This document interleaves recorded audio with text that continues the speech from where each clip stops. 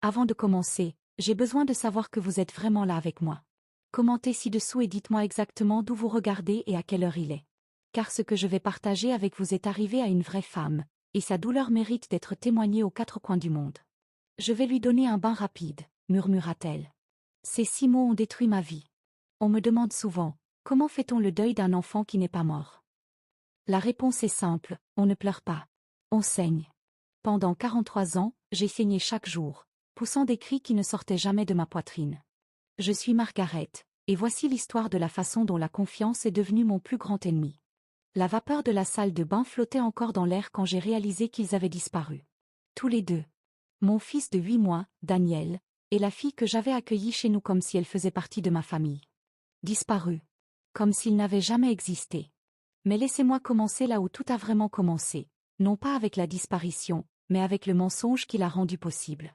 3 mois plus tôt, Sarah avait frappé à ma porte à Riverside, en Californie. La pluie d'octobre ruisselait de son parapluie noir, et sa robe verte moulait sa silhouette fine. Elle ne devait pas avoir plus de 22 ans, avec ses grands yeux marrons qui semblaient s'excuser d'exister. « Madame Margaret? Je suis Sarah Coleman, du Centre communautaire Saint-Augustin. C'est sœur Ruth qui m'envoie. Ma sœur m'avait parlé de cette fille élevée en famille d'accueil, dévouée aux enfants, dotée du don de calmer même les bébés les plus difficiles. Parfaite pour une mère célibataire qui travaille en double journée au restaurant du coin. Ce que sœur Ruth n'a pas mentionné, c'est que Sarah étudiait mon fils comme si elle le mémorisait. Daniel est né le 12 mars 1983, lors du pire orage que Riverside ait connu depuis des décennies. Un éclair a fendu le ciel tandis que je le faisais naître en hurlant dans notre minuscule chambre, seule Madame Patterson, la sage-femme du quartier, me tenant la main. Son père, Marcus, avait disparu dès que je lui avais annoncé sa grossesse. Un jour, il me promettait le monde, le lendemain, il disparaissait, ne laissant derrière lui que des bouteilles de bière vides et un loyer impayé. Mais Daniel était un rayon de soleil enveloppé dans des couvertures. 4 kilos de pur bonheur, avec le menton à fossettes de ma grand-mère et la mèche rebelle de Marcus qui refusait de s'aplatir. La première fois que Sarah le serra dans ses bras, quelque chose changea dans son regard. Elle ne se contenta pas de le regarder, elle consommait lui avec son regard. « Il est parfait », murmura-t-elle d'une voix tremblante. « Absolument parfait. » J'aurais dû prêter attention à ce tremblement dans sa voix. J'aurais dû remarquer qu'elle ne voulait jamais le poser, qu'elle s'attardait après son service, qu'elle commençait à laisser des petits cadeaux, un hochet en bois, de minuscules chaussettes, une boîte à musique qui jouait la berceuse de Brahms. « Tu n'as pas besoin de dépenser ton argent pour lui, » lui dis-je un soir alors qu'elle remontait la boîte à musique pour la 3e fois. Elle sourit, mais ses yeux ne quittèrent jamais Daniel des yeux. C'est juste que, parfois, j'ai l'impression qu'il est à moi. Comme si j'étais destinée à le trouver. Comme si j'étais censée le trouver. Ces mots auraient dû être un avertissement. Au lieu de cela, je les ai trouvés touchants. J'avais tort. En décembre, Sarah avait emménagé dans notre chambre d'amis. Elle prétendait que son propriétaire avait doublé son loyer, et je la croyais. Pourquoi ne le ferais-je pas?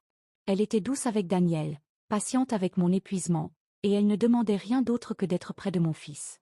C'est à ce moment-là que les questions ont commencé. Questions innocentes. Questions prudentes.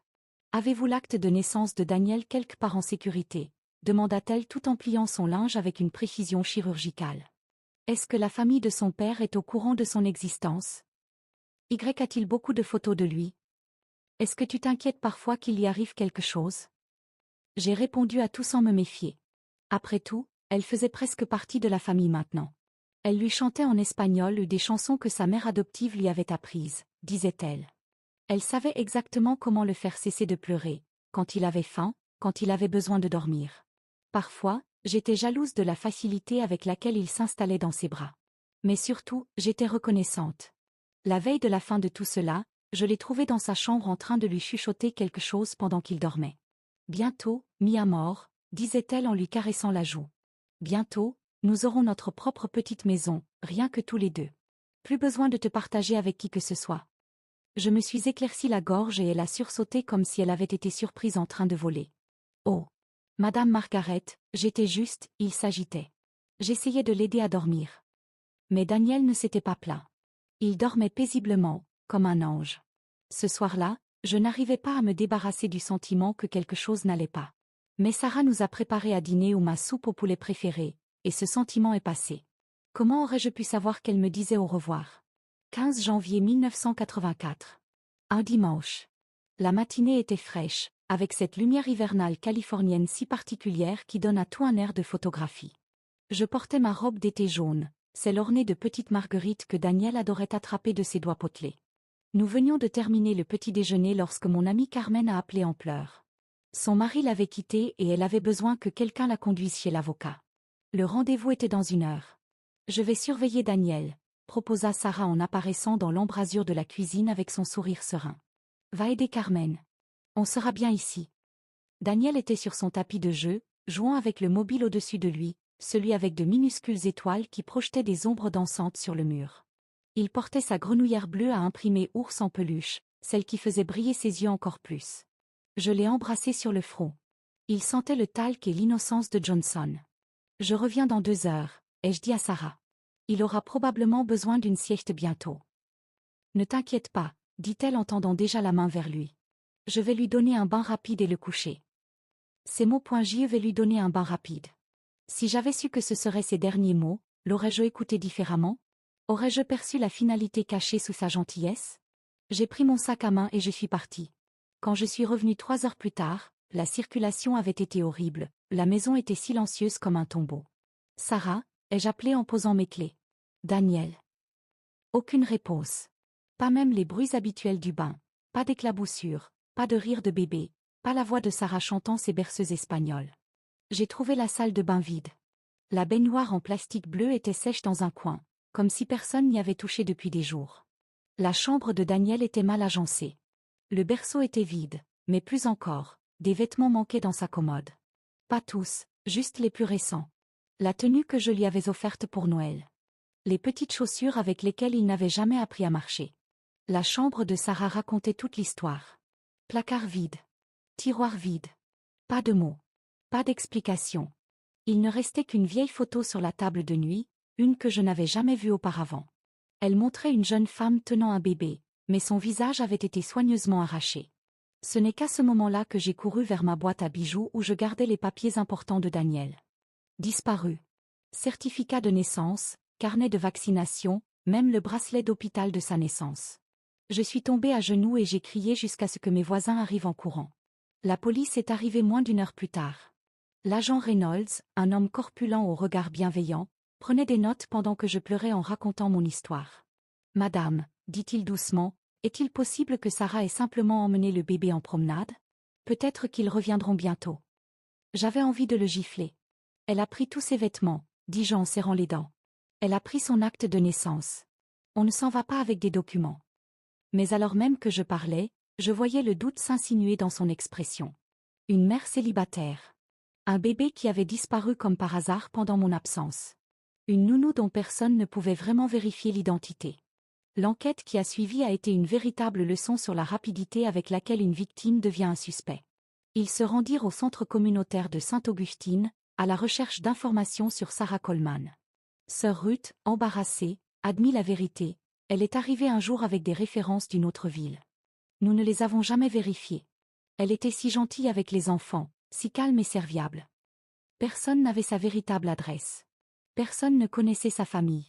Personne ne l'avait prise en photo pendant les 3 mois où elle avait travaillé là-bas. C'était comme si elle s'était matérialisée de nulle part, avait volé mon bébé et avait disparu dans le néant. Mais la ville avait d'autres théories. Elle a vendu ce bébé. Ces mots me suivaient partout, dans les allées de l'épicerie, au-delà des marches de l'église, jusqu'au restaurant où je travaillais. Riverside était si petit que tout le monde connaissait les affaires de chacun, et mon commerce était devenu le divertissement favori de la ville. Madame Patterson, qui avait accouché de Daniel, commença à éviter tout contact visuel. Carmen, dont l'urgence avait offert à Sarah l'occasion idéale, cessa de me rappeler. Même ma sœur Emma m'appelait de Phoenix, la voix chargée de suspicion. Margaret, ma chérie, tu nous racontes tout? Parce que si tu te retrouvais dépassée, si tu avais besoin d'argent. J'ai raccroché au nez de ma propre sœur. Le journal local a publié un article. Disparition d'un bébé à Riverside. L'histoire de la mère remise en question. Ils ont interrogé des voisins qui affirmaient avoir entendu des disputes chez moi, des pleurs nocturnes et des signes de stress. Tout était vrai. J'étais stressée, je travaillais 60 heures par semaine, j'élevais un enfant seul et je peinais à payer mon loyer. Mais ils ont transformé mon épuisement en culpabilité, mon désespoir en évidence. Le plus cruel n'était pas les accusations. C'était de voir le regard des gens changer quand ils me regardaient. De la pitié mêlée de suspicion, le genre de regard qu'on lance à quelqu'un qu'on n'est pas sûr de pouvoir croire.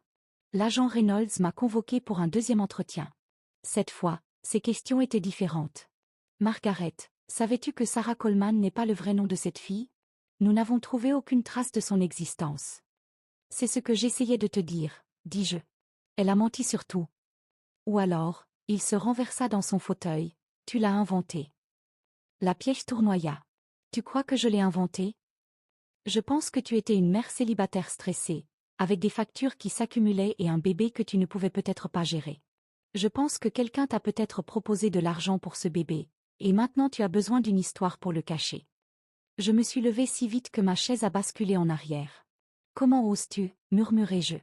Comment oses-tu m'accuser d'avoir vendu mon propre enfant? Mais je le voyais dans ses yeux, il avait déjà compris que je mentais. L'affaire était close avant même d'avoir commencé. 43 ans. C'est le temps que j'ai gardé la chambre de Daniel telle qu'elle était le jour de sa disparition. Le berceau avec ses bordures bleues.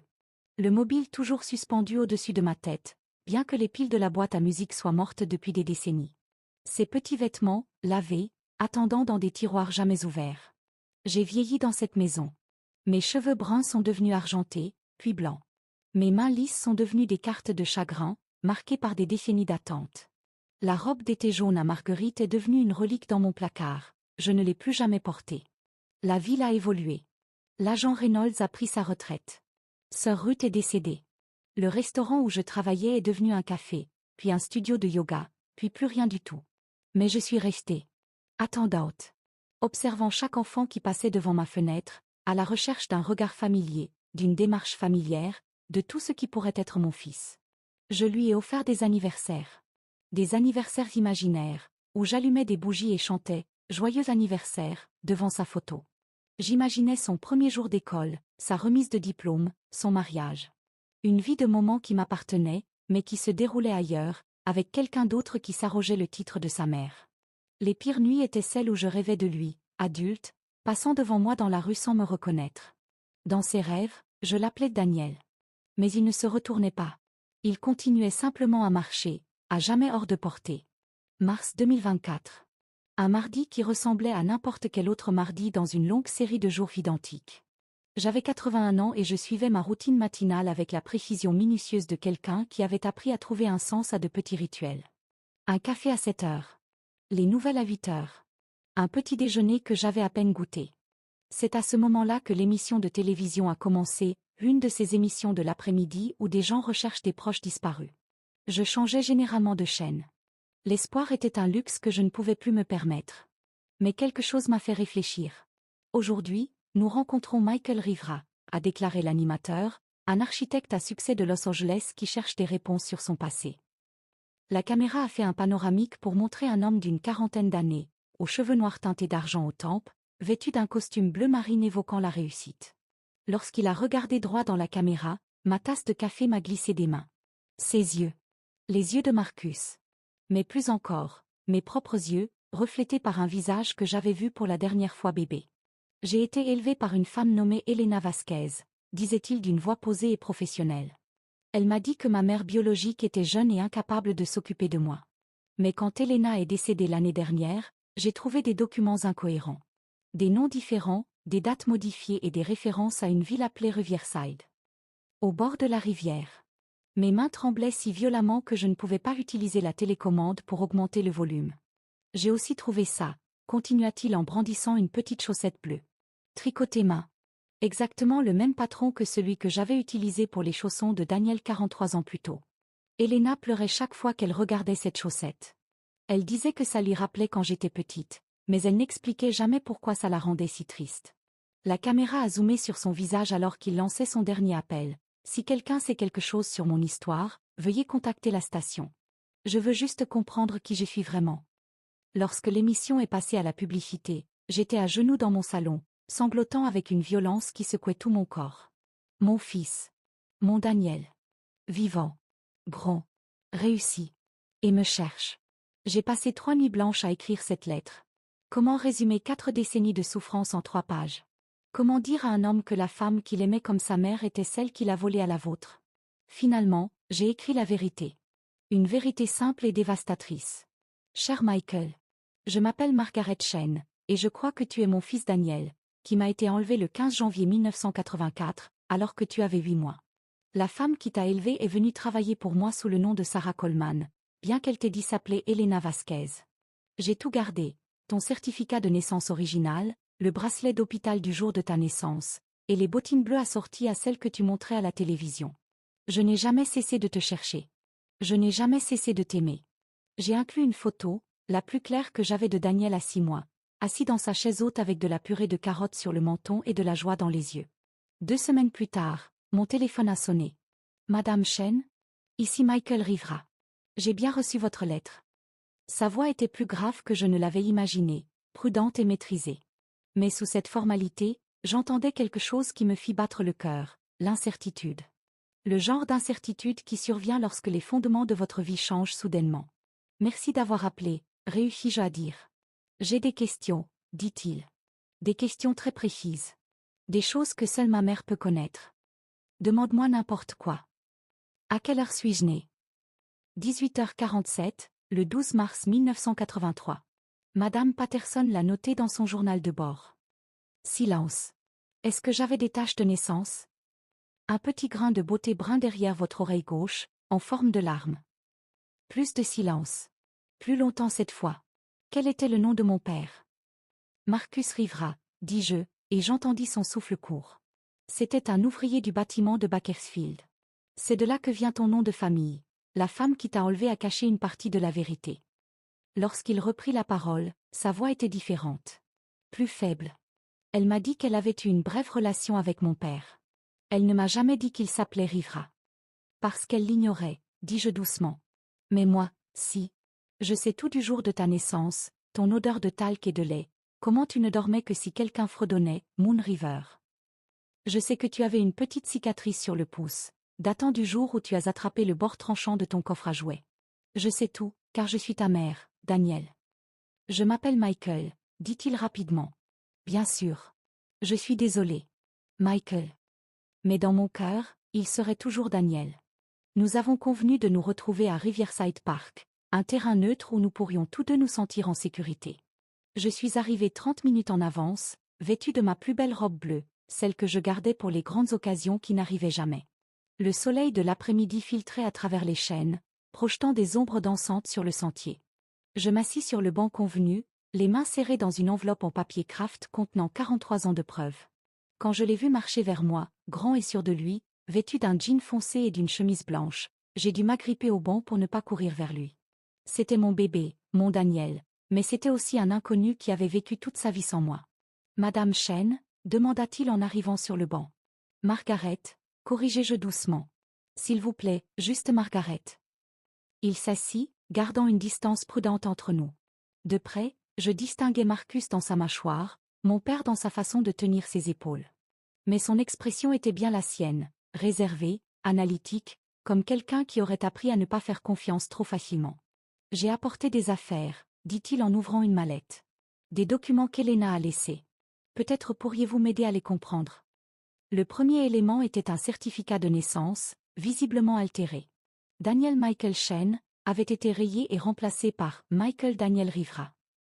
La date était correcte, mais tout le reste avait été modifié. Elle disait toujours qu'il y avait une erreur administrative à corriger, a-t-il expliqué. Maintenant, je me demande si c'est cette erreur qui m'a retenu.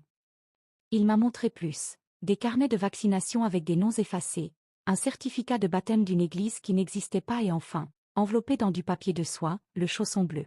C'est ce qui m'a fait croire à ta lettre, dit-il doucement. J'ai trouvé la lettre correspondante dans la chambre d'Elena après sa mort. Cachée dans une boîte avec ton nom écrit sur un bout de papier.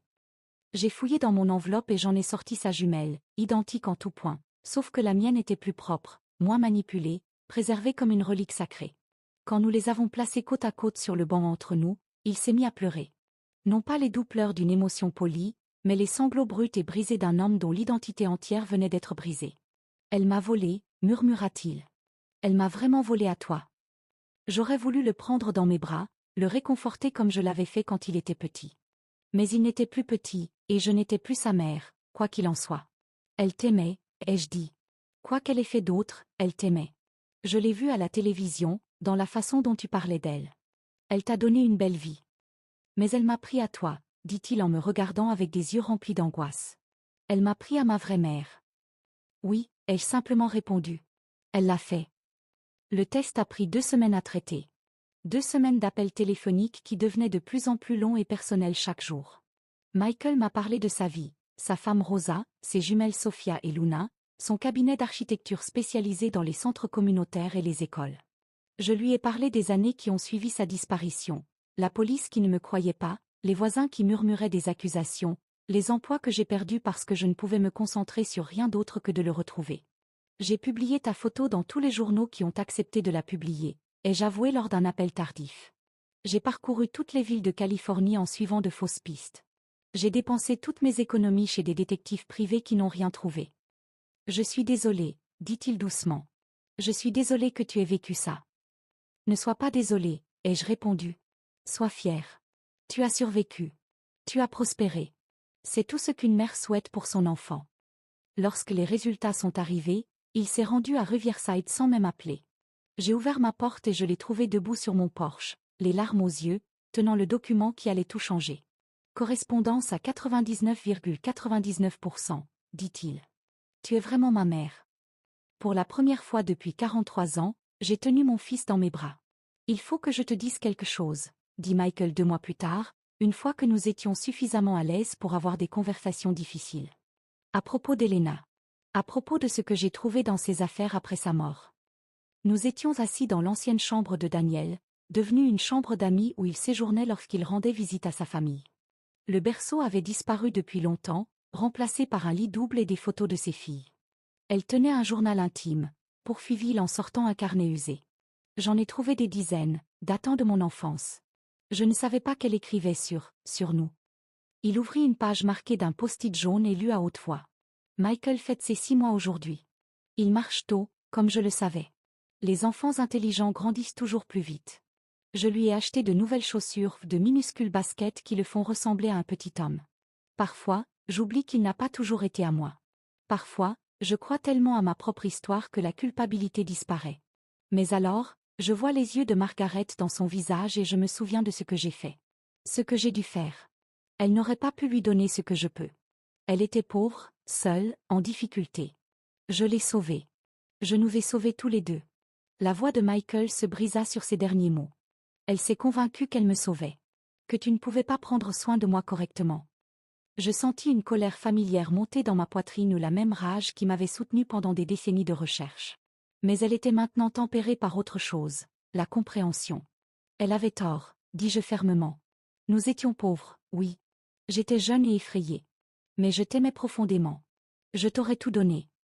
Je sais, dit-il en fermant le journal. Je le vois maintenant, dans cette pièce, dans tout ce que tu as conservé.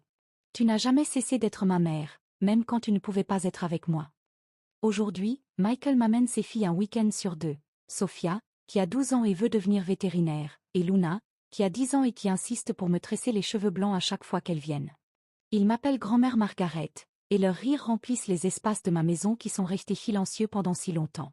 Raconte-nous encore l'histoire, demande toujours Luna. Quand papa était bébé. Et je le fais.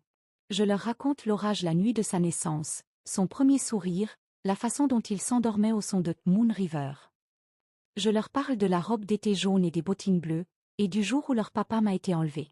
Je leur raconte tout sauf les moments les plus sombres, les années d'accusation, les nuits où j'ai pensé mettre fin à ma propre douleur, la façon dont l'espoir est devenu un fardeau plus lourd que le désespoir.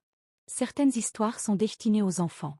D'autres aux mères qui comprennent que l'amour ne suffit pas toujours à protéger leurs enfants. Michael appelle encore Elena « maman », parfois, et ça ne lui fait plus mal. Elle l'a élevée, aimée, lui a donné la vie que je ne pouvais pas lui donner. À sa manière perverse, elle l'a protégé jusqu'à ce qu'il retrouve mon chemin. Je lui ai pardonné le jour où j'ai rencontré mes petites filles. Parce que la haine, j'ai appris, pèse plus lourd que l'amour, et j'en avais assez de porter des fardeaux inutiles. Si vous êtes arrivé jusqu'ici, si vous êtes resté avec moi pendant 43 ans de douleur et un moment miraculeux de guérison, alors vous comprendrez quelque chose que la plupart des gens ne comprendront jamais. L'amour d'une mère n'a pas de date d'expiration. Il ne diminue ni avec le temps, ni avec la distance, ni même avec la mort. Il repose dans votre poitrine comme un deuxième cœur, battant séparément, en attente. J'ai attendu 43 ans pour tenir à nouveau mon fils dans mes bras. 43 ans pour l'entendre m'appeler « maman ». 43 ans pour découvrir que même la pire trahison ne pouvait briser le lien qui nous unissait. Alors si vous portez une douleur qui semble trop lourde à supporter, si vous cherchez quelqu'un qui semble perdu à jamais, si vous vivez avec un espoir que tout le monde vous dit d'abandonner, ne le faites pas. N'abandonnez pas. Ne cessez pas d'y croire. Ne laissez personne vous convaincre que votre amour n'est pas assez fort pour surmonter le temps, la distance et les mensonges. Parce que quelque part, quelqu'un te cherche aussi. Et parfois, si vous êtes très patient et très chanceux, l'amour trouve son chemin vers la maison. Cette histoire s'adresse à toutes les mères qui ont perdu un enfant, à tous les enfants qui se sont interrogés sur leurs origines et à tous ceux qui croient que la vérité, aussi longtemps enfouie soit-elle, finira par faire surface. Partagez cette histoire. Laissez un commentaire ci-dessous et dites-moi d'où vous la regardez. Dites-moi que la voix de Margaret vous est parvenue, ou que vous soyez dans le monde. Parce que certaines histoires sont trop importantes pour être gardées pour nous.